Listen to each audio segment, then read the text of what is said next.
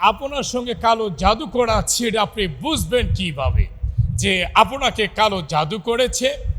তিনটা লক্ষণ আছে, যে তিনটা লক্ষণ পেলেই বুঝবেন আপনার সঙ্গে কালো জাদু আছে, আপনাকে কালো জাদু করা হয়েছে। এক নম্বর আমরা জানবো, আপনার শরীরে বিভিন্ন রোগে আক্রান্ত করবে, ওষুধ খাবেন, সেই ওষুধ আপনার শরীরে কোনো কাজে লাগবে না, ওষুধ আপনাকে ধরবে না। পরীক্ষা করবেন, সেই পরীক্ষায় কোনো রোগ ধরা পড়বে না, এটা আপনাকে কালো জাদু করেছে, এটা এক নম্বর লক্ষণ। দুই নম্বর লক্ষণ হলো আস্তে আস্তে শুকিয়ে যাবেন, কঙ্কালের মতো হয়ে যাবেন, নিস্তেজ হয়ে যাবেন, এবং শরীরে বল শক্তি ধীরে ধীরে ধীরে ধীরে আস্তে আস্তে বল শক্তি কমে যাবে। আপনি ওষুধ খাচ্ছেন, ক্যাপসুল ভিটামিন খাচ্ছেন, অনেক পানি পড়া খাচ্ছেন, তেল পড়া ব্যবহার করছেন, অনেক কিছু করছেন, কিন্তু কোনো কাজে আসছে না, গেলে দুই নাম্বার।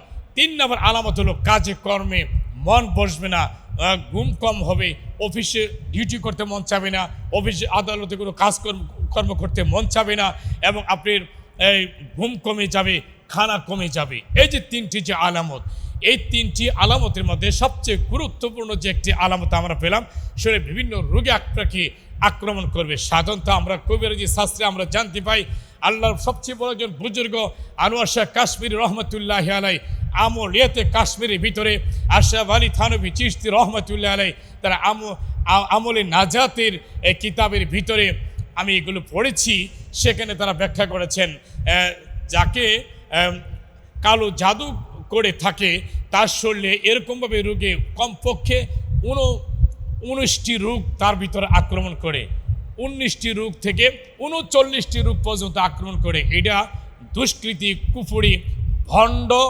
ভণ্ড, ইমান হারা, কুখ্যাত মুনাফিক, ইমান হারা বেঈমান কিছু মানুষ আছে, যে মানুষকে যারা ক্ষতি করে, যে মানুষকে যারা জাদু করে, মানুষকে যারা কুফরি করে।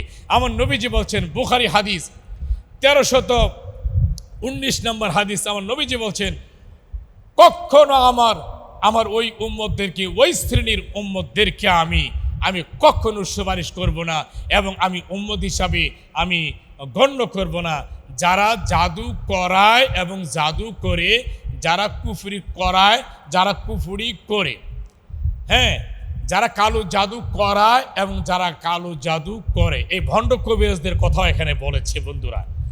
তাহলে এই শ্রেণীর লোকদেরকে আল্লাহর নবী ভালোবাসেন না, তারা বিনা হিসাবে বেঈমানদের সঙ্গে তারা জাহান্নামী হবে, দুজকবাসী হবে। অবশ্যই বন্ধুরা, আজকে আলোচনা থেকে আপনি জানতে পারলেন আপনাকে কালো জাদু করেছে, আপনি কিভাবে বুঝবেন, এই বিষয়টি কিন্তু চমৎকারভাবে আপনি জানতে পারলেন। অনেকে লাইক কমেন্ট করে জানবেন। আমি জানি যে এই সমস্ত কালো জাদু থেকে বাঁচার উপায় কি হতে পারে, আমরা পরবর্তী সময় আরেকটা ভিডিও আমি আপনাদেরকে দিচ্ছি। এই কালো জাদু বানটুনা থেকে বাঁচার কোন আমলটুকু করলে আপনি কালো জাদু বানটুনা থেকে আপনি বেঁচে থাকতে পারবেন, নবীজির হাদিস থেকে আমি এই বিষয়টা পরবর্তী ভিডিওর সময় দিচ্ছি ইনশাল্লাহ। এই আজকের এই ভিডিওটা আপনারা লাইক, কমেন্ট এবং শেয়ার করে অন্য জনকেও দেখার সুযোগ সুবিধা করে দেন। আজকের মতো আপনাদের কাছে এখানে বিদায় নিচ্ছি বন্ধুরা। আসসালামু আলাইকুম ওয়া রাহমাতুল্লাহি ওয়া বারাকাতুহু।